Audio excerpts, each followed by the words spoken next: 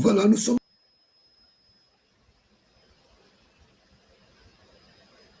Allô, c'est Mohamed, je t'entends plus. Écoute, nous sommes en direct. Alors, à vous la Oui, mais parole. dès que tu as mis grand écran, je t'entendais plus. Oui, oui, parce que je supprime, je me supprime. Ah, c'est Parce vrai, j'ai qu'il n'y ait pas oublié. d'interférence. Ah, ok, les systèmes sont différents, oui. Ok. Bon, salam alaikum. Bonjour tout le monde. Bonjour, c'est Mohamed. Encore merci pour me donner ce forum pour expliquer des choses que malheureusement la plupart des gens ne veulent pas entendre.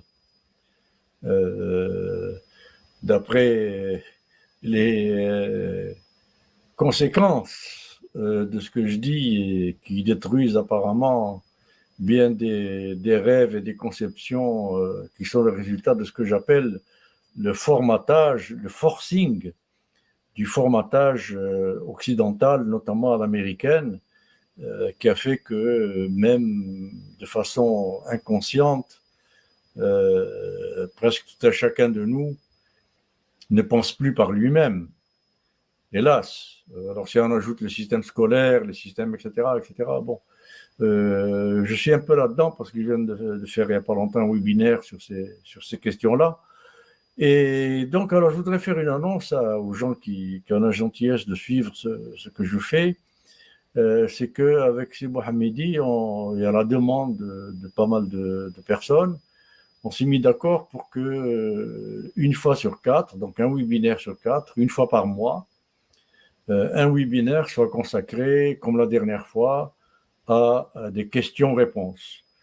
Mais bon, évidemment, on s'adapte à chaque fois et on va essayer de s'adapter et de faire en sorte que autant les questions que les réponses ne sont pas trop vastes, parce que des fois on pose des questions tellement vastes que la réponse nécessite beaucoup de digressions ou beaucoup d'à côté, de démonstrations.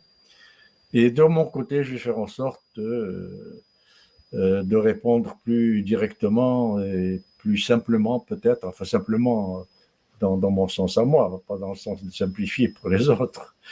Donc, pour répondre au plus de gens possible qui ont apparemment beaucoup de questions à poser. Et je les comprends très bien.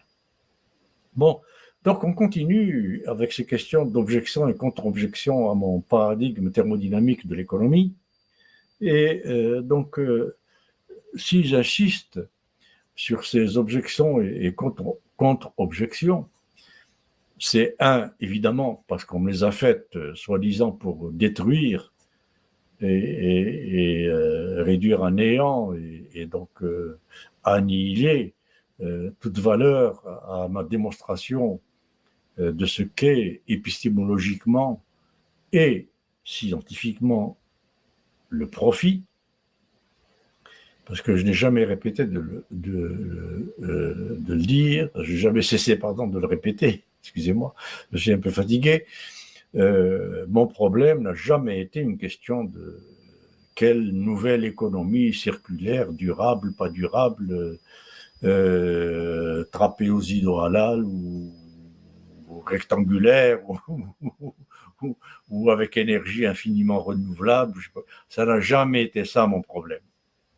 Mon problème, ça a toujours été d'où vient cette quantité d'argent qu'on appelle le profit et qu'on dit avoir créé, comme la spéculation, comme l'intérêt, comme je ne sais pas quoi, etc. Quand tout cet argent finit dans le monde de l'économie réelle et quand tout cet argent, c'est de l'énergie, puisque c'est du paiement de travail de quelqu'un quelque part, et que donc toute quantité d'argent qui s'appelle profit ou intérêt ou tout ce que vous voudrez ne peut pas être créée. Alors d'où vient-elle? C'est ça mon problème. Et donc je l'ai démontré.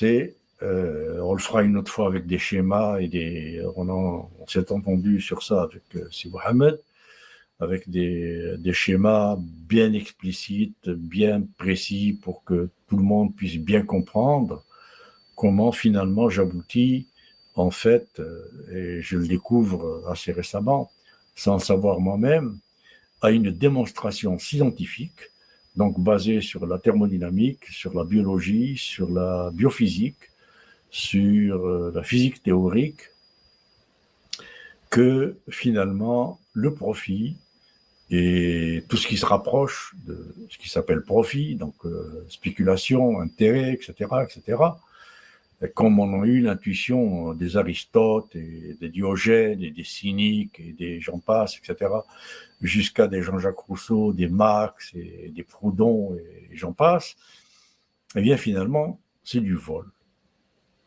Et je peux démontrer donc que c'est du vol d'énergie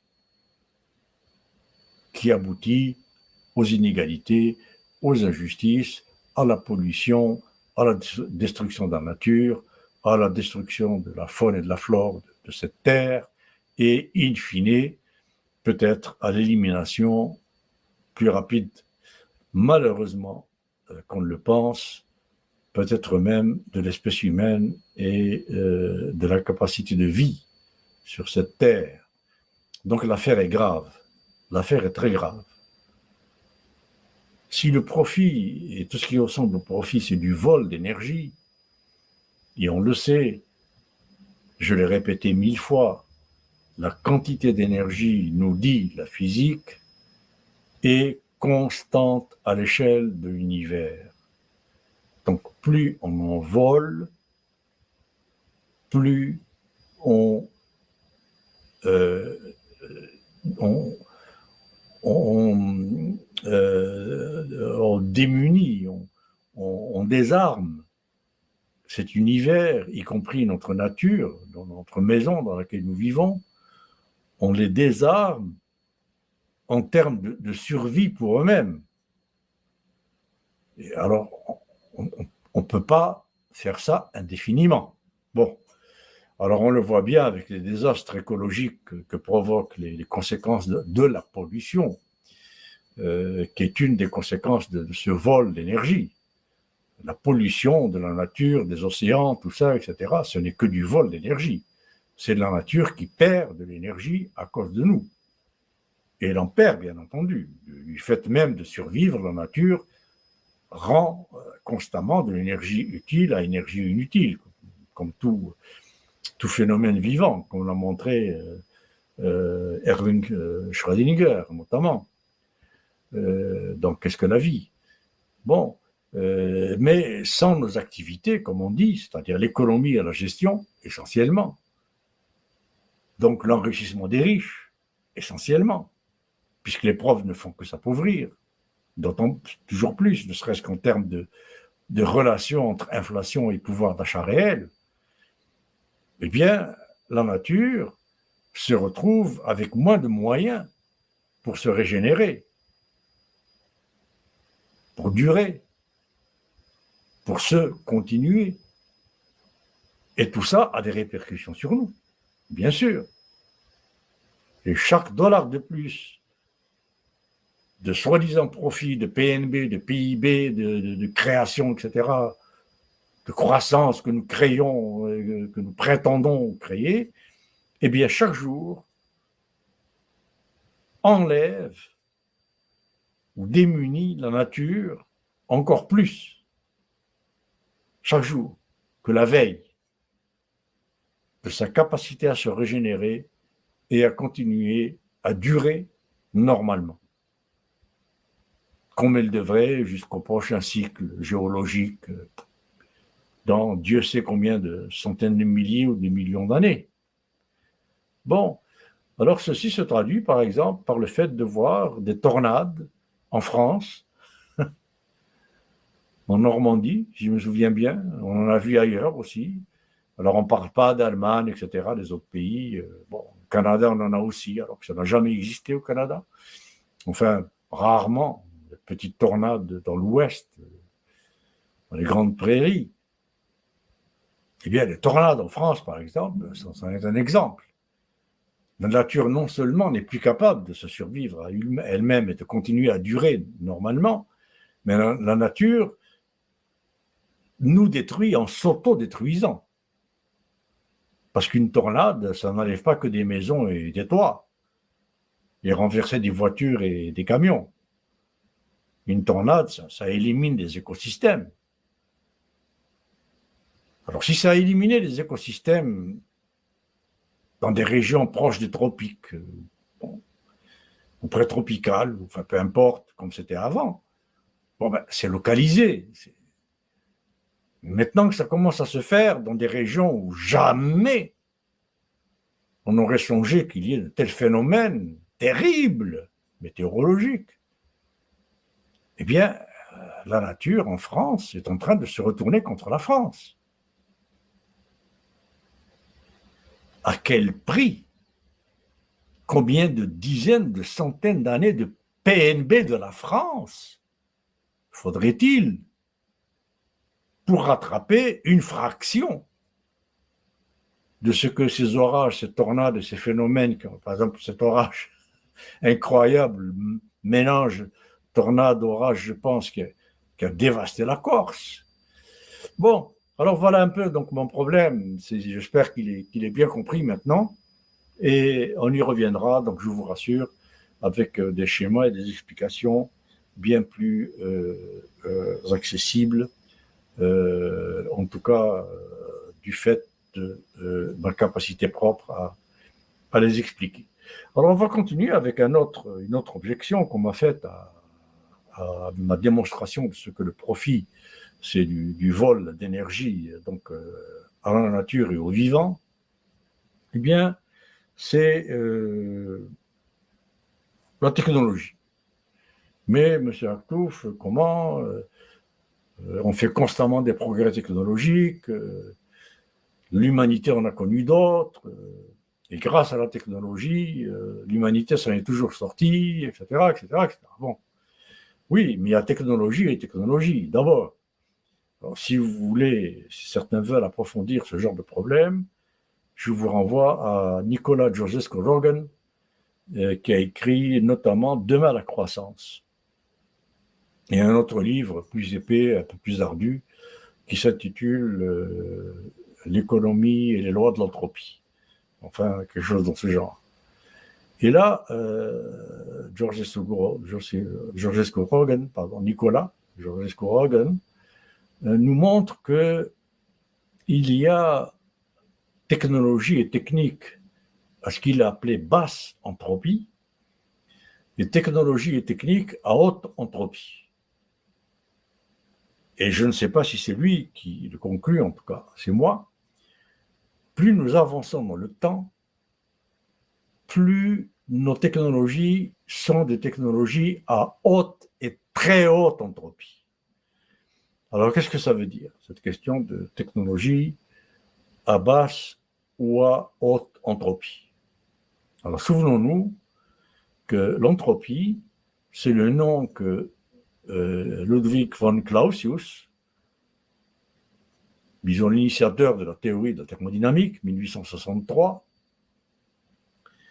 c'est le nom qu'il a donné à cette quantité d'énergie définitivement et irréversiblement perdue, qui est l'énergie inutile, nécessaire au maintien de toute vie sur cette terre et dans l'univers. Si on peut appeler le fait que l'univers se refroidit, est en expansion, s'organise en nouvelle étoile, nouveau système solaire, etc., si on peut appeler ça de la vie. Bon. Mais moi, je considère que oui, que l'univers est un phénomène vivant. Bon. Donc, basse entropie, c'est par exemple, je pense que c'est l'exemple qu'il prend, un laboureur qui laboure avec des bœufs. Une paire de bœufs, ou de chevaux, enfin, peu importe, et c'est avec ça qu'il laboure. Bon, il aura un rendement par hectare, évidemment, inférieur, quantitativement, au rendement par hectare de tout autre fermier voisin qui laboure avec un tracteur et qui sème avec une moissonneuse-batteuse, etc., etc. Donc, voilà, l'autre, avec son tracteur, sa moissonneuse-batteuse, ce que vous voudrez, il fera plus vite, etc. En plus, il utilise des insecticides, des pesticides, s'ensuit. Bon. Alors tout ça est à haute entropie.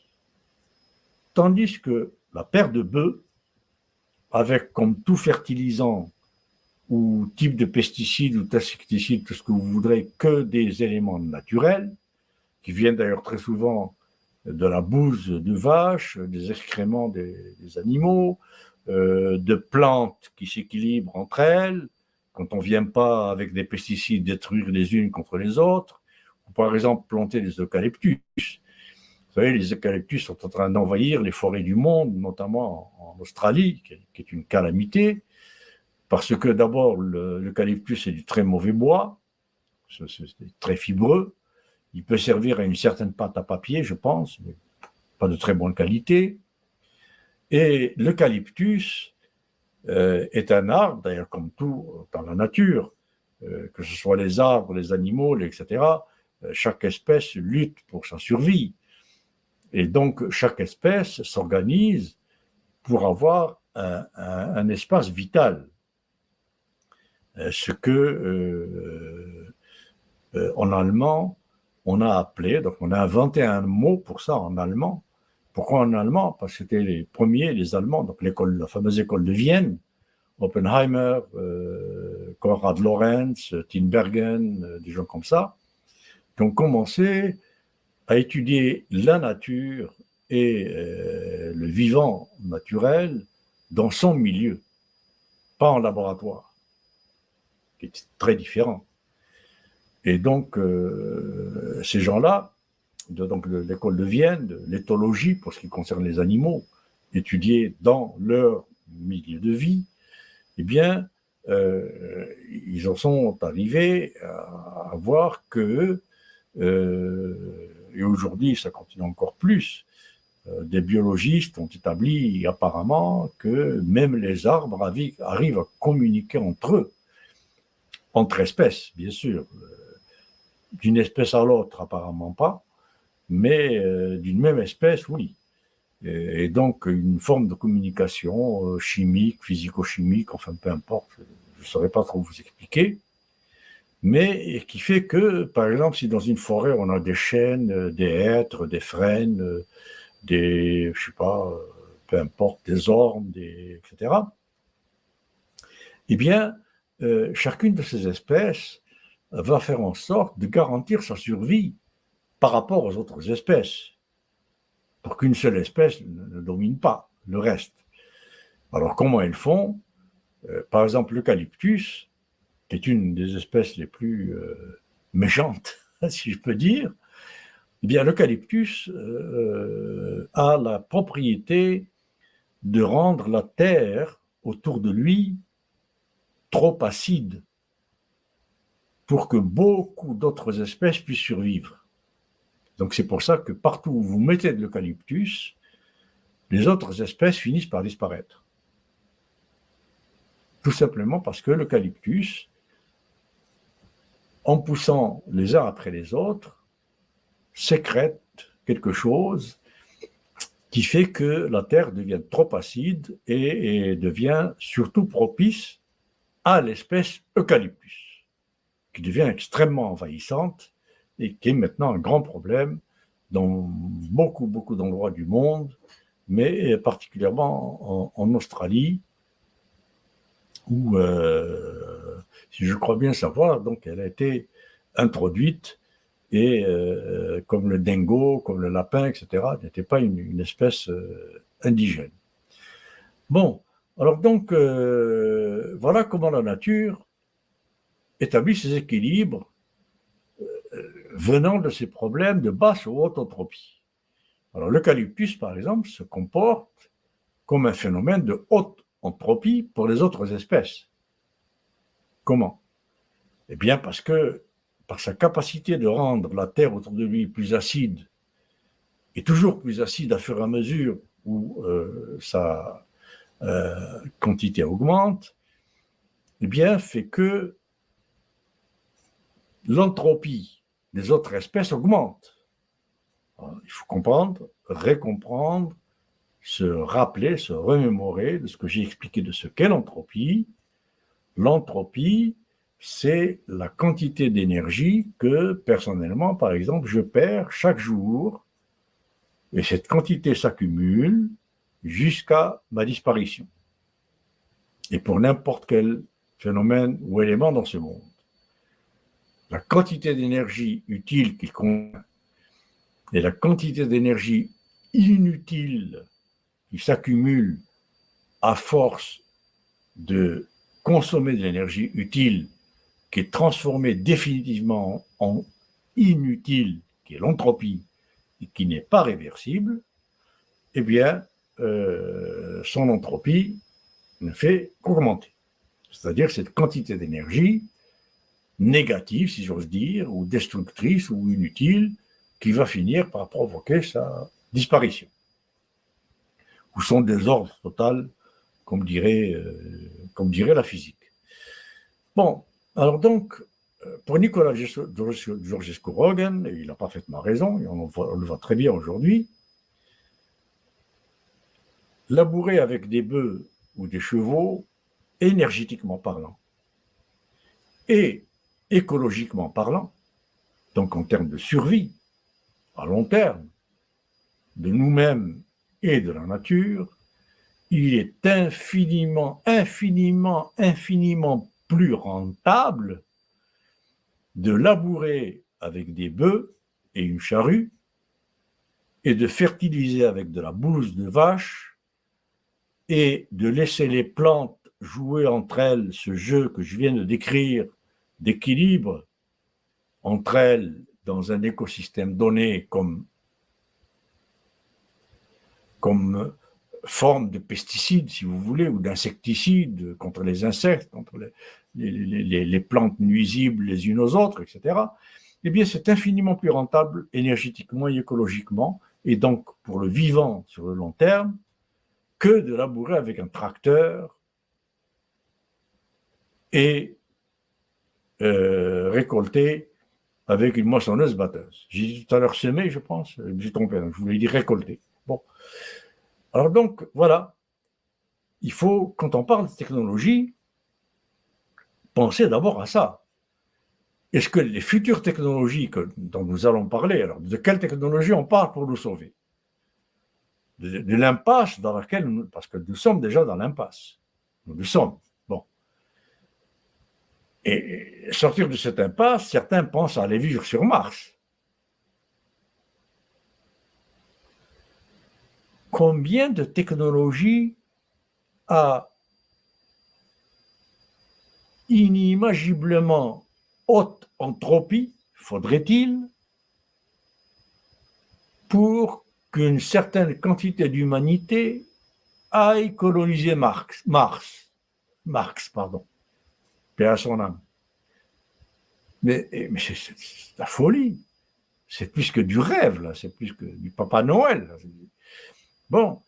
Et toutes les technologies que nous sommes en train de mettre en place, les éoliennes, bon, les éoliennes, combien de personnes savent, ça on ne le dit pas parce qu'on ne veut pas encore ajouter à une certaine anxiété, comme on l'appelle aujourd'hui, de l'éco-anxiété dans le monde, chez les êtres humains. Combien de gens savent que les éoliennes sont reliées entre elles, etc. Et puis donc il y a des réseaux de filage, de conduction d'électricité souterraine nécessaires qui produisent des champs magnétiques. Tout le monde le sait. N'importe quel cours de physique pratiquement élémentaire d'électricité vous l'apprendra.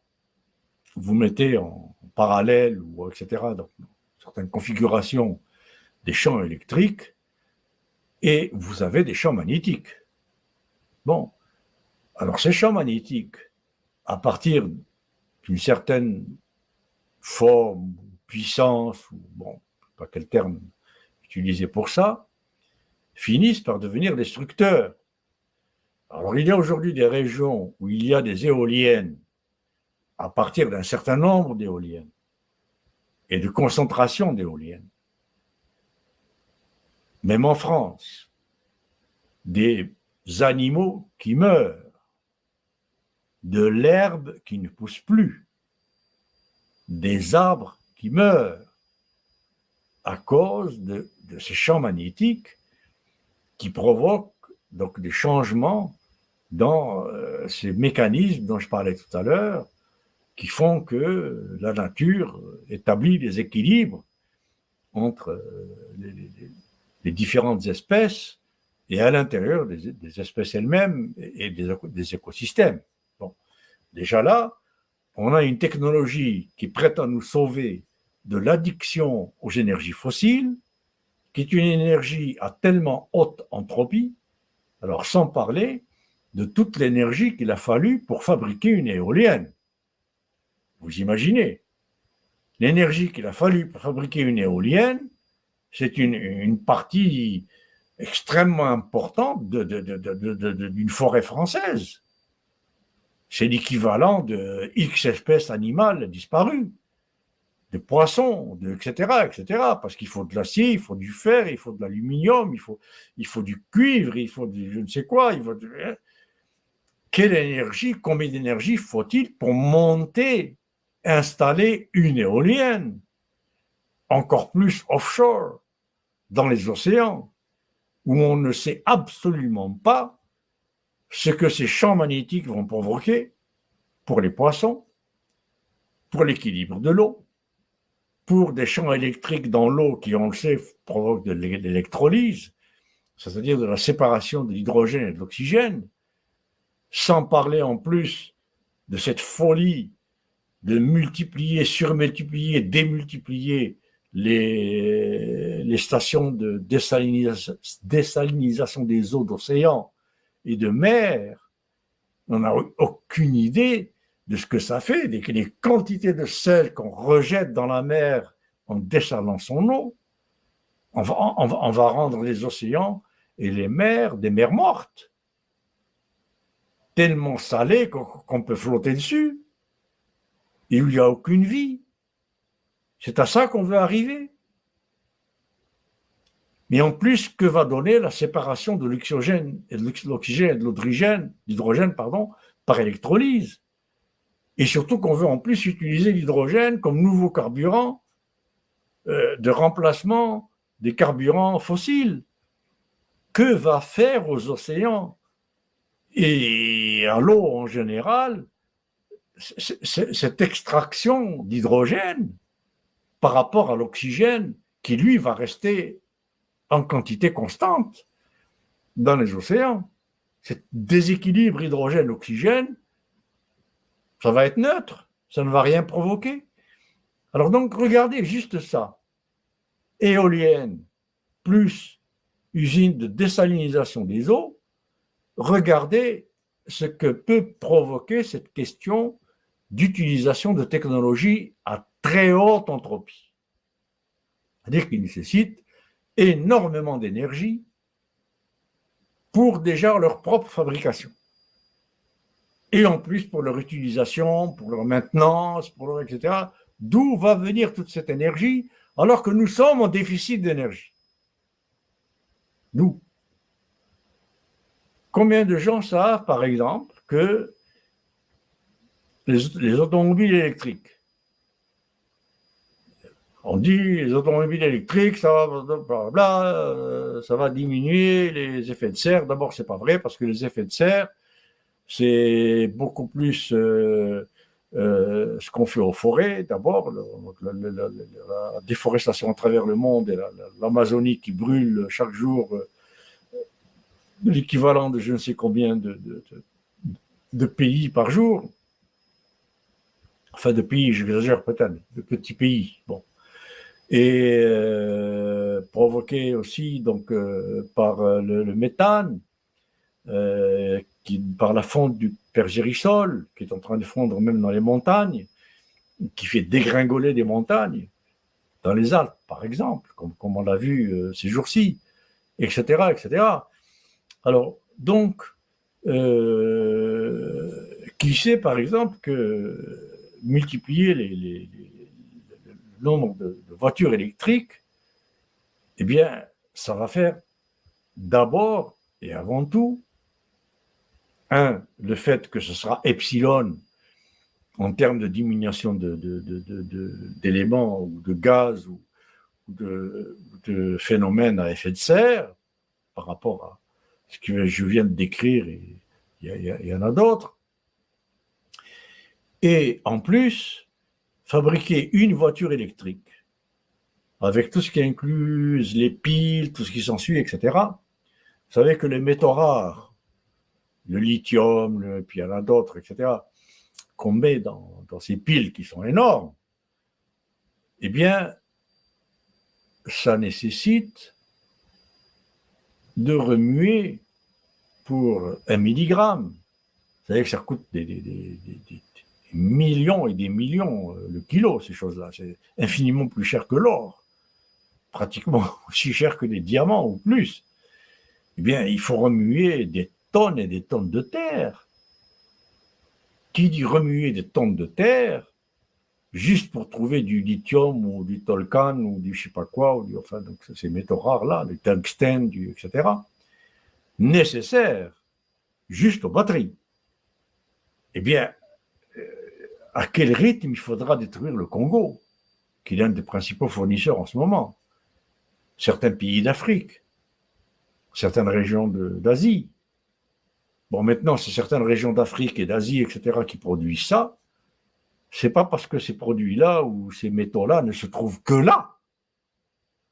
C'est parce que là, en Afrique, dans ces pays d'Asie, etc., ça coûte $1 par jour pour remuer une tonne de terre par une demi-douzaine de gamins payés $1,50 par jour.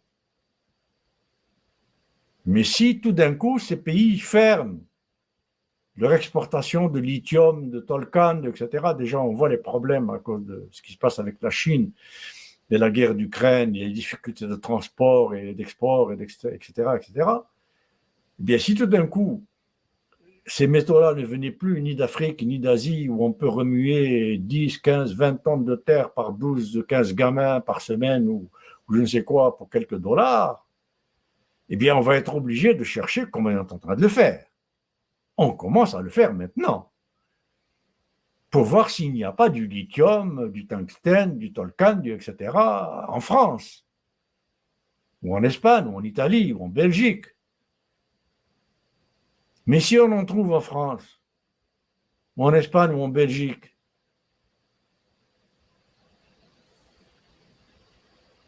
avec quel espace va-t-on remuer 10 ou 12 tonnes de terre pour aller chercher quelques milligrammes de ces métaux? Quel espace encore disponible? On va éliminer des fermes, des fermiers, des forêts, des quoi? Des lacs, qu'est-ce qu'on va faire? Et puis combien coûtera ce milligramme, étant donné le salaire payé par heure ou par jour en Belgique, en France ou en Espagne? Personne ne pourra jamais acheter une voiture électrique. Personne. Il faudra être multimilliardaire. Mais il faut quand même s'asseoir de temps en temps et réfléchir un peu à toutes ces choses-là. Alors, qui sait par exemple que produire une voiture électrique, donc avec tout ce que je viens de dire, Joseph Rogan dirait technologie à immensément haute entropie.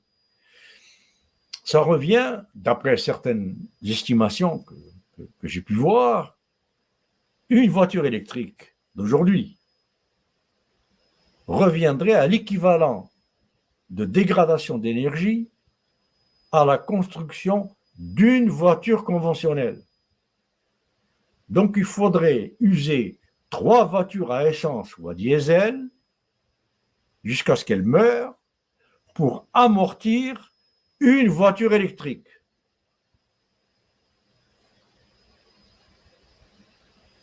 Non mais qu'est-ce que c'est que ce raisonnement de malade?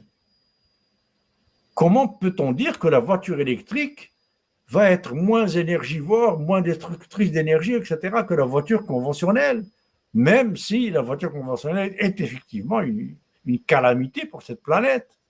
Enfin, les véhicules, je dis voiture, mais tout, camion, tout ce que vous voudrez, avion, etc., etc. Bon, alors, par ailleurs, d'où viendra la quantité d'électricité nécessaire mondialement pour alimenter toutes ces voitures électriques et leurs batteries? D'où? Déjà, nous manquons d'électricité. Bon, vous le voyez bien. On dit la guerre d'Ukraine, on dit etc., mais c'était déjà avant. Vous voyez le prix astronomique, même avant la guerre d'Ukraine, par rapport au salaire et au SMIC, etc., de l'énergie, notamment de l'électricité. Le gaz était moins cher, mais ce n'est plus le cas. Bon, alors, d'où viendra l'électricité pour en même temps alimenter les foyers, les industries, les entreprises, les trains électriques, les TGV, les éclairages, les hôpitaux, les etc., et les voitures électriques? D'où? D'où? On va construire 1000 barrages en France. On va construire encore 50 stations nucléaires. Dans combien de temps? Avec combien d'énergie? En faisant combien de dommages encore à la nature? Y a-t-il encore suffisamment d'eau pour construire 2, 3, 4, 5 barrages aptes à produire de l'électricité en France? Si on double aujourd'hui, ou on triple, bon, soyons, ou on quadruple, le nombre de voitures électriques en France, eh bien, le Français moyen ne pourra faire fonctionner sa cuisinière qu'1 heure par jour, ne s'éclairer que 3 heures par jour, par 24 heures,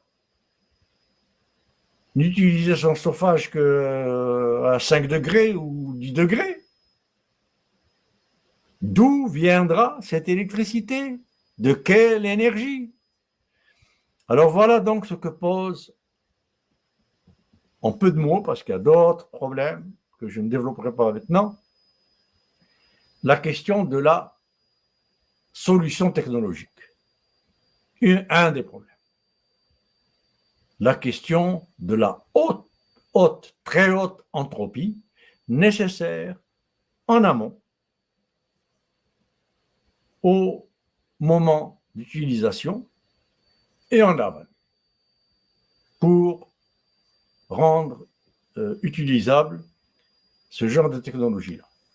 Bon, alors voilà donc l'argument de la technologie. Il sera une fois une technologie qui va nous sauver? Non. Au contraire.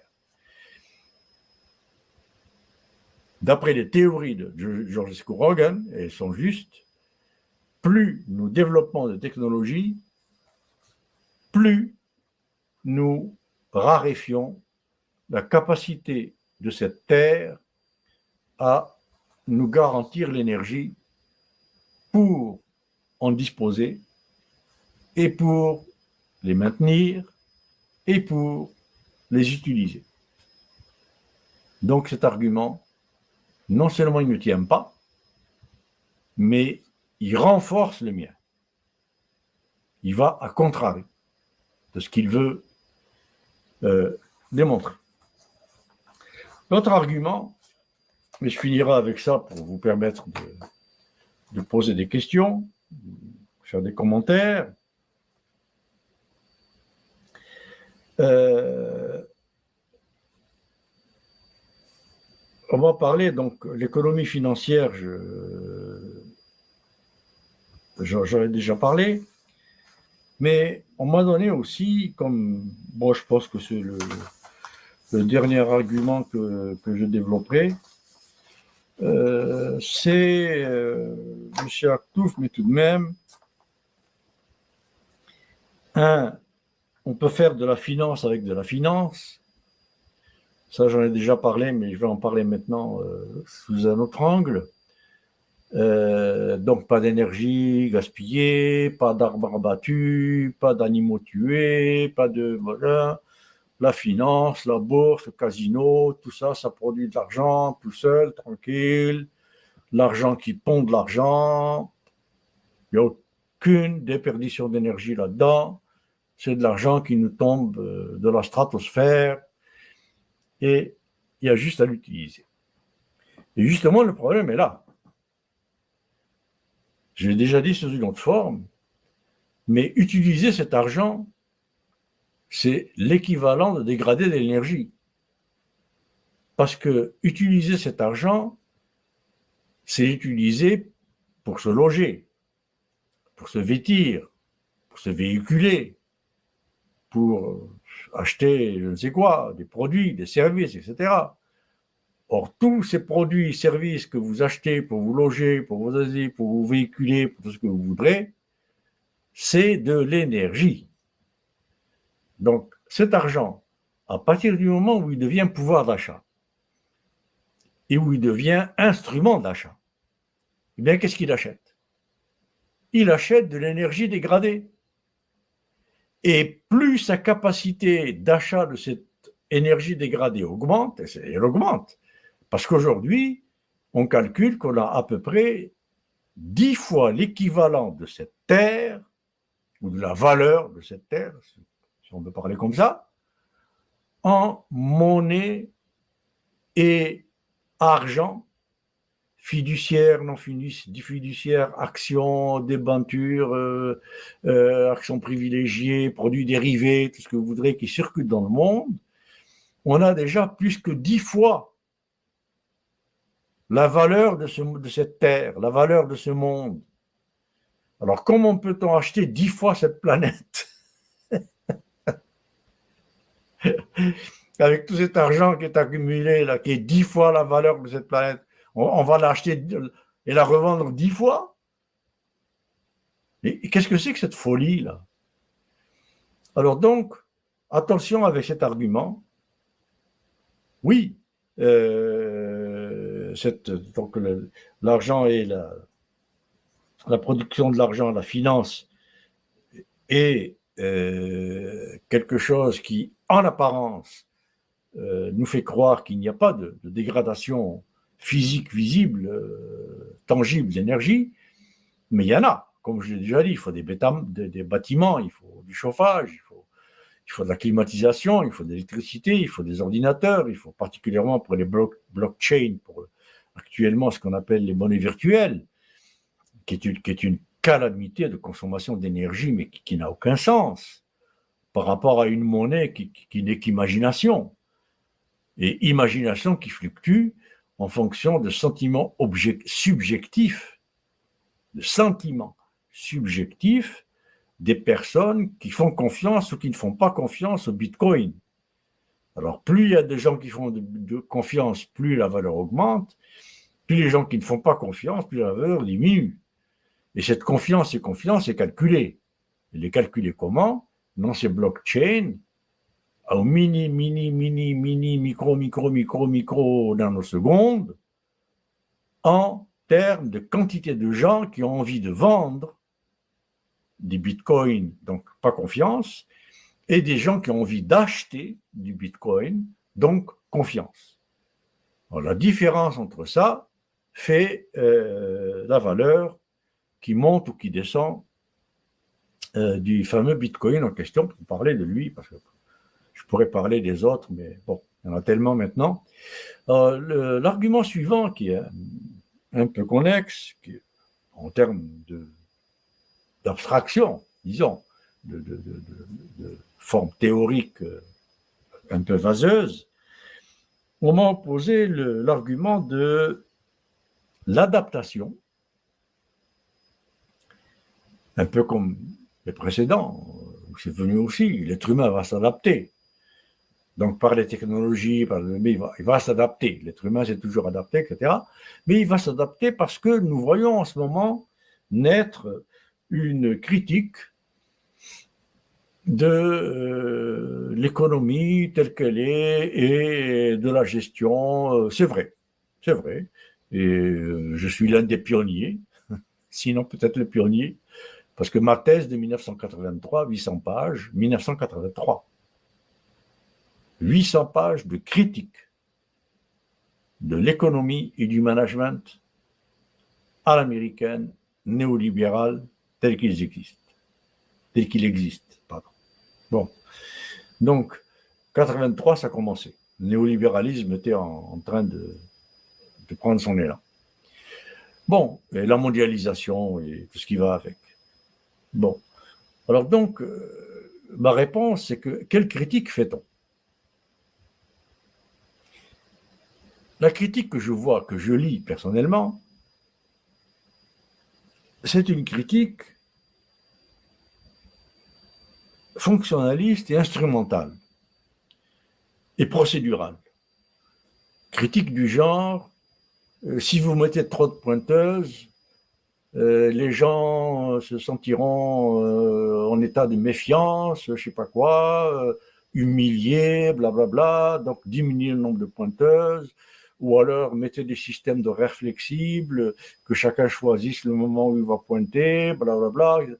Bon, c'est ça le genre de critique que j'appelle fonctionnaliste, instrumentale, procédurale.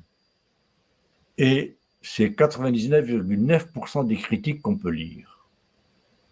Or, ces critiques-là, ou cette forme de critique, ne changera rien, strictement rien, aux dégâts que font l'économie et le management néolibéraux. Absolument rien. Parce qu'au contraire, ça leur dit, voilà, si vous voulez que vos employés vous donnent encore plus de profit, ce qui serait catastrophique, donc destructeur, comme j'ai déjà expliqué, eh bien, diminuez les pointeuses ou éliminez les pointeuses ou faites des horaires flexibles ou faites ceci, pour prendre cet exemple-là. Bon, il y en a des centaines, jusqu'à la fameuse entreprise libérée qui devient la mode maintenant et qui vient notamment de l'entreprise Cascade que j'ai fait connaître à travers le monde et que beaucoup de pays, notamment dans l'Amérique latine, essayent d'imiter et qui s'appelle notamment ce que disait Macron hier, Emmanuel Macron hier, qu'il appelait de pousser les entreprises à faire de l'intéressement et qu'il appelait partage de valeur. Il faut remarquer qu'il n'a jamais utilisé le mot profit. Parce que profit, c'est réservé aux gens qui l'ont mis au pouvoir. Les profits, ça va dans les poches du patron de Total, de Exxon, de Bouygues, de Bolloré, de Lagardère, du CAC 40, etc., des Rothschild, de tout ce qui s'ensuit, qui l'ont fabriqué. Bon. Voilà la raison pour laquelle il ne parle pas de profit, alors qu'il devrait dire partage de profit. C'est tout, c'est pas compliqué. Quelle valeur autre que le profit produit l'entreprise et qui est partageable? Alors voilà comment on se moque du monde. Voilà comment la linguistique nous montre que par des mots, on formate les esprits. Alors imaginez comment vous êtes formaté quand on vous met dans votre tête, écoutez, ce dont il s'agit, c'est de valeur, pas de profit. Alors les syndicats, les syndicalistes, les communistes, les socialistes, les anarchistes et tout ça, qui disent « Ah, mais comment il faut taxer les profits et les surprofits de ces gens qui s'en mettent plein les poches, plein les paradis fiscaux, plein... » Le président Emmanuel Macron ne le prononce même pas. Ce dont il est question, c'est de valeur. Alors, qu'est-ce que c'est la valeur? Ça, je garde bien de le dire. Tout ce qu'il dit, c'est quelque chose qui se discute à l'intérieur des dialogues sociaux. Voilà. Donc les dialogues sociaux vont définir ce que veut dire le mot valeur dans la bouche de M. Macron et ils vont le partager. Tout ça en dehors de tout ce qui touche au profit et aux dividendes et compagnie. Jamais parlé de partage de dividendes non plus. Hein? Bon. Alors donc, Bon, il a juste parlé du fait que des surplus de dividendes avec les surplus dus à l'inflation qui seraient taxés. Mais c'est tout. Absolument rien d'autre. Bon, alors donc, cette critique-là, voilà où elle s'arrête. Fonctionnaliste, instrumentale, procédurale. Bon, on va nulle part comme ça. Personnellement, dans les années 80, début des années 90, milieu des années 90, j'en faisais aussi beaucoup. Parce que c'était l'urgence, me semblait-il. Parce que ça touchait au traitement et à la qualité de vie de l'ouvrier. Ce qui me touche jusqu'au tréfonds de moi-même. Et donc, je critiquais tout ce qu'il faisait, qu'on maltraitait tellement et qu'on continuait à maltraiter tellement les employés qu'on ne peut même pas en tirer le 10e, excusez-moi du terme, en tirer le 10e de ce qu'ils pourraient donner s'ils étaient libres, heureux, bien traités, contents, en bonne santé, bien transportés, bien logés, bien nourris, bien vêtus, ce qui est le rôle de l'État. Si l'État consentait à être, lui, le pôle du pouvoir, plutôt que de laisser le pouvoir au pouvoir d'argent, bon, c'est ce genre de critique que je faisais. Mais dès que j'ai commencé à faire des critiques plus fondamentales, c'est-à-dire qui touchent à l'essence même, comme je le fais dans la stratégie de l'autruche, par exemple, de ce qu'est le capital, de ce qu'est l'ordre capitaliste, de ce qu'est le capitalisme néolibéral, de ce qu'est le management, qui est le bras armé du capitalisme néolibéral, qui est lui-même le bras armé des désirs des riches et des ultra-riches, tels qu'ils veulent voir cette économie fonctionner, et non pas des théories économiques. Pas du tout. Ce n'est pas des théories économiques. Ce qui s'enseigne dans les facultés d'économie et de gestion, ce n'est ni des théories économiques, ni des théories de gestion. C'est des traductions en théorie des désirs des riches et des ultra-riches tels qu'ils veulent que ce monde fonctionne. C'est tout. Donc c'est une description de la façon dont il faut faire le travail dans les entreprises, de la façon dont il faut l'organiser, de la façon dont il faut organiser l'économie pour qu'elle continue à fonctionner telle qu'elle, parce que telle qu'elle, elle plaît aux riches et il y a de quoi, on le comprend. Quand 1% possède 10% de la planète, 10% possède 50%, et non, 5% possède 50%, et 10% possède 75%, on les comprend. Mais comme l'a dit, entre autres, Geronimo, 1880 et quelques, si j'ai bonne mémoire, Geronimo a dit au président américain, d'abord cette phrase, Geronimo est arrivé en train pour signer un énième contrat, traité, comme tous les traités qui ont été signés depuis le 15e ou 16e siècle et qui n'ont jamais été respectés par les Blancs. Il venait pour signer un énième traité, je pense, et il est venu en train. Donc c'est le début du train, quelque chose comme ça. Et évidemment, le train, c'est beaucoup plus rapide que les caravanes à cheval, etc., etc. Et puis ça ne s'arrête pas, et puis bon. Donc il est venu très vite, beaucoup plus vite que s'il avait fait ça à cheval. Arrivé à Washington, le soir ou le lendemain, enfin peu importe, il est reçu, et la délégation, le président, lui demande qu'est-ce que le grand chef pense de la grande ville des Blancs, de Washington. Bon. Alors, entre parenthèses, je fais comme ça des petits apartés pour la culture générale. La Maison Blanche,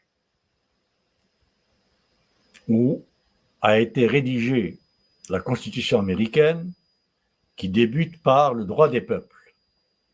Et par cette phrase, tout homme, tous les peuples, etc., naissent égaux en droit, etc., etc. Eh bien, le président des États-Unis de l'époque qui a fait construire la Maison-Blanche possédait des dizaines d'esclaves. La Maison-Blanche a été construite par des esclaves et il abritait le lieu où a été écrite cette phrase. Article 1 ou 2, enfin je pense l'un des premiers articles, tous les hommes naissent égaux en droit, etc., etc., etc. Bon. On n'en finit pas avec le cynisme. Hein. On n'en finit pas. Bon. Donc, je parlais de Geronimo qui arrive à la Maison-Blanche et le président qui lui dit: que pensez-vous de la grande ville des Blancs, etc. Donc, il s'attendait à ce que Geronimo exprime son admiration. Ça. Pas du tout. Geronimo lui dit: alors regardez la dimension mystique, spirituelle, d'intelligence extrêmement élevée de cette phrase. Alors, je me refuse à réduire ces peuplades comme le fait l'Occident et leur civilisation à des étiquettes folkloriques du genre sage, pas sage, etc. Je ne croyais pas du tout, hein, pas du tout. Mais bon, il y a ces dimensions-là dans cette phrase de Geronimo. Geronimo dit: je ne peux pas vous répondre parce que votre cheval de fer va tellement vite que mon âme n'est pas encore arrivée. Moi, je suis là. Mais mon âme est encore dans l'ouest. Il faut attendre qu'elle arrive et je vous répondrai dans 2 ou 3 jours. Alors voilà, donc, pour répondre à cette question de savoir qu'est-ce que vaut, qu'est-ce qu'inspire cette ville, grande ville des Blancs, etc., ben, il a besoin de la présence de son âme. Et tout ça a été trop vite. Et ça n'est pas à dimension humaine. C'est à dimension de machine. Et je suis sûr qu'il y en a beaucoup d'entre vous, comme moi, à qui vient à la tête le magnifique film de Charlie Chaplin. Mon Dieu, là où il décrit le rouage, le fait que l'être humain est prisonnier des temps modernes, hein, les temps modernes de Charlie Chaplin. Hein. Bon, alors donc Geronimo a eu aussi cette autre phrase, là pour parler du temps aussi, quelque chose de chez nous en Algérie. Quand a été construit le premier aéroport de Tamanrasset, il se trouve que quelqu'un de ma famille était haut fonctionnaire là-bas. Et moi-même, je travaillais dans le pétrole. Et donc, j'étais amené à aller à Janet, etc. Enfin, donc, pas loin, même à Tamanrasset. Et on m'a raconté la chose suivante. Quand le premier avion a atterri à Tamanrasset, il y avait dedans, je pense, l'ambassadeur de France. Ou le consul, enfin, peu importe. Grande personnalité. Et il y avait évidemment toute la crème locale, y compris la main locale des Touaregs, qui attendait une délégation des Touaregs, etc., qui attendait donc l'atterrissage de ce premier avion à Tamanrasset avec ses illustres passagers. Et sur la piste, donc ils ont embauché des gens du coin pour travailler sur la piste. Il y avait là sans doute un Touareg qui, pour une raison ou une autre, s'est sédentarisé à Tamanrasset et a commencé à travailler sur la piste de cet aéroport. Et il pose la question naïvement à quelqu'un qui était là, technicien, enfin peu importe, combien de temps a mis cet avion pour voler comme ça dans le ciel et venir d'Alger à Tamanrasset? L'autre lui répond 2 heures, je pense, ou 2 heures et demie. Et le Touareg qui lui dit: mais ces gens qui mettent 2 heures et demie pour faire toute la distance Alger Tamanrasset, le reste du temps, qu'est-ce qu'ils font? Alors nous voilà avec dans la tête d'un Touareg toute une dimension de l'inséparable conception de l'espace-temps de la physique, de Einstein. Ça nous conduit loin. Ça peut nous conduire loin. Et ce Touareg a parfaitement raison, comme Geronimo. Pourquoi vouloir à tout prix accélérer le temps à ce point? Eh bien, parce que tout simplement un certain Benjamin Franklin, 18e siècle, a mis dans la tête des Américains l'ossature de leur idéologie, time is money. Et donc, si time is money, et si tu veux maximum money, eh bien, il te faut raccourcir le plus possible le temps de tout. Alors, je vous laisse méditer là-dessus. Et je finis donc sur cette question de cette critique et de ce qu'a dit Geronimo. Il a dit, ça c'était une autre fois, je pense que c'était quand il a été fait prisonnier. Il a dit, le jour où l'homme blanc, vu sa façon de concevoir cette nature, notre mère, la terre, le jour où il aura tué le dernier bison, le jour où il aura abattu le dernier arbre, le jour où il en aura fini avec le dernier poisson, le jour où il en aura fini avec le dernier lac, eh bien l'homme blanc se rendra compte que le dollar ne se mange pas.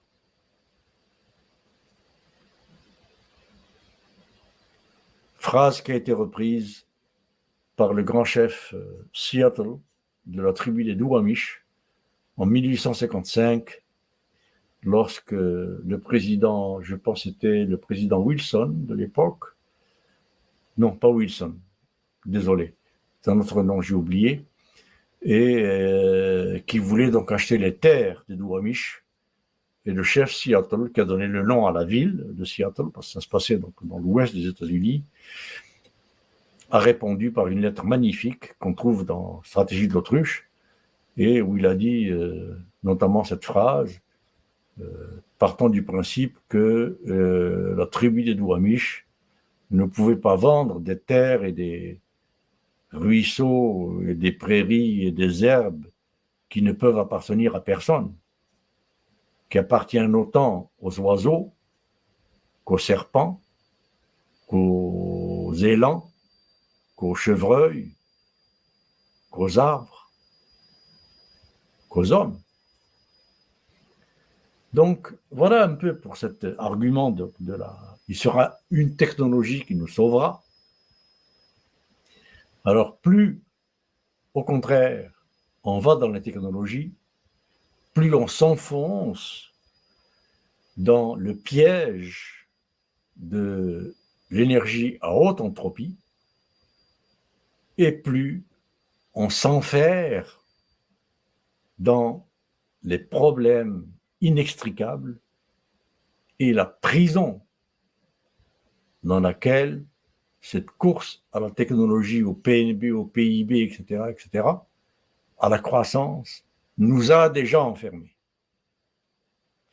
Alors voilà donc, vous voyez, partir du paradigme thermodynamique pour faire une critique fondamentale, scientifique, épistémologique, etc., de ce qu'est l'économie, la gestion, et particulièrement leurs produits phares, inextricables, inaliénables, indélogeables que le profit, ben voilà jusqu'où ça nous conduit. Alors, pour les prochain webinaire, on abordera d'autres questions, notamment sur le plan macroéconomique, puisque sur le plan microéconomique, je fais déjà d'autres webinaires, mais j'en ferai aussi sur le plan microéconomique lié aux aspects macro que je vais traiter. Et on va commencer par la déconstruction de certaines formes d'évolution centrale, parce que c'est trop vaste pour tout voir, de la pensée économique jusqu'à la pensée néolibérale. Merci infiniment, et s'il y a des questions ou des commentaires, je suis à votre disposition. Voilà. Eh bien, merci beaucoup, Sir Omar. Il y a beaucoup de salutations, il y a beaucoup de commentaires, mais il n'y a pas de questions. Cette fois-ci. Tant mieux. Voilà. Donc, ben, merci beaucoup. C'est un thème qui doit les faire réfléchir. Ah, tiens, il y a Golden qui vient juste de poster une question. Oui. Alors, quel livre pour maîtriser le consulting en français et en anglais? Maîtriser le consulting. Oui, quel livre? Oui, c'est ça la question. Alors, ça dépend de ce qu'il met dans le mot maîtriser.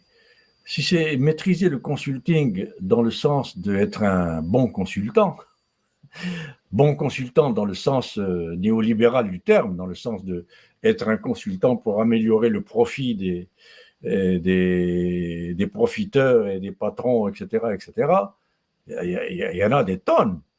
Vous prenez n'importe quel livre qui sort, par exemple, du cabinet McKinsey ou du cabinet Booz Allen, ou etc., et vous en aurez. Il y a Jean-Pierre Bouchez, un Français, Jean-Pierre Bouchez, donc son nom s'écrit Bouchez, B-O-U-C-H-E-Z, qui a écrit, je sais pas, une bonne dizaine de livres sur le consulting. C'est une véritable somme, une masse. Et vous en aurez des trucs et des trucs et des trucs sur le consulting.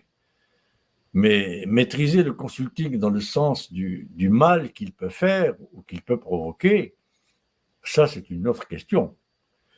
Et donc, si c'est dans ce sens-là, je vous demanderai d'attendre les prochains webinaires, parce que avant de comprendre comment le consulting, qui est un sous-produit de ce que sont les théories et les concepts et les constructions abstraites issues de la construction conjointe économie-gestion, eh bien, on ne comprend ce sous-produit que si on comprend d'abord ce qu'il a produit. Donc, il faudrait d'abord comprendre l'économie, ses abstractions, ses apories, ses pauvretés conceptuelles, etc., pour ensuite comprendre en quoi et comment on pourrait maîtriser les dégâts que fait le consulting. Alors, voilà la réponse que j'ai à vous donner pour l'instant.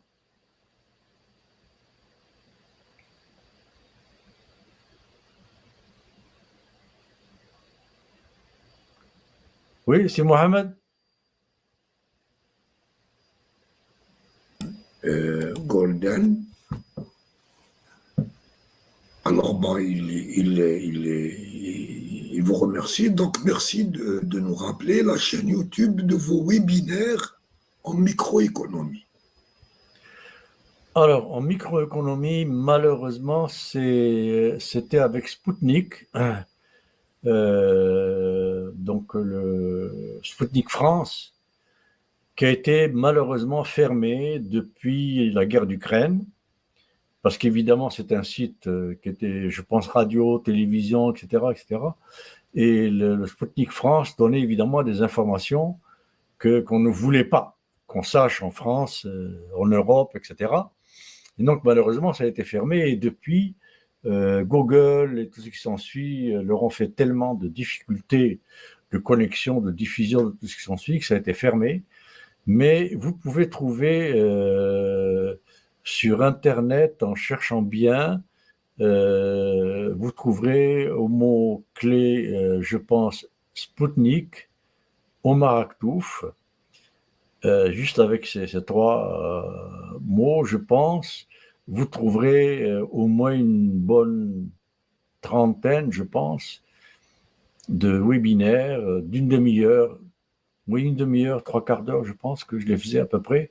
Des fois, ça allait jusqu'à une heure, mais en général, c'est une demi-heure, trois quarts d'heure sur la microéconomie. C'est-à-dire depuis Frédéric Taylor, etc., etc., même avant, le précapitalisme, l'artisanat, tout ce qui s'ensuit, jusqu'à, bon, on s'est arrêté, je pense, au moment où apparaissait la Deuxième Guerre mondiale avec les idées de planification, tout ce qui s'ensuit, qui ont commencé à construire les idées du management dit stratégique, tout ce qui s'ensuit, qui est aujourd'hui à la mode. Mais bon, ces aspects microéconomiques, si jamais vous ne les retrouverez pas, parce que je pense, c'est même peut-être certain, qu'ils ont dû aussi effacer ces choses-là, ils ont dû effacer ce qui était antérieur, en tout cas, ou limiter l'accès au monde occidental et à l'Europe de ces contenus. Ne vous inquiétez pas, je reprendrai une bonne partie de ces contenus, vu que les webinaires que je fais sur les aspects microéconomiques sont en ce moment stoppés jusqu'à nouvel ordre, jusqu'à ce que cette station, enfin cette officine, trouve un moyen de contourner les difficultés de diffusion qu'ils rencontrent. Voilà. Donc ne vous inquiétez pas, je vais les reprendre pour vous, pour les webinaires de M. Mohamedi. Et si je reprends avec l'autre officine, je vous le dirai. Voilà, donc il n'y a plus de questions. Alors, Parfait. je vous remercie beaucoup, professeur Aktouf. Merci à vous. Alors, j'invite tout le monde à, comme d'habitude, m'écrire ou écrire leurs questions au fur et à mesure qu'ils vont voir le webinaire et les préparer pour les poser soit au prochain, soit les garder pour le 4e qui sera consacré strictement aux questions et réponses. Voilà, merci infiniment, Si Mohamed. Merci pour ce que vous faites. Merci pour nos fidèles auditeurs et excellente semaine à tout le monde.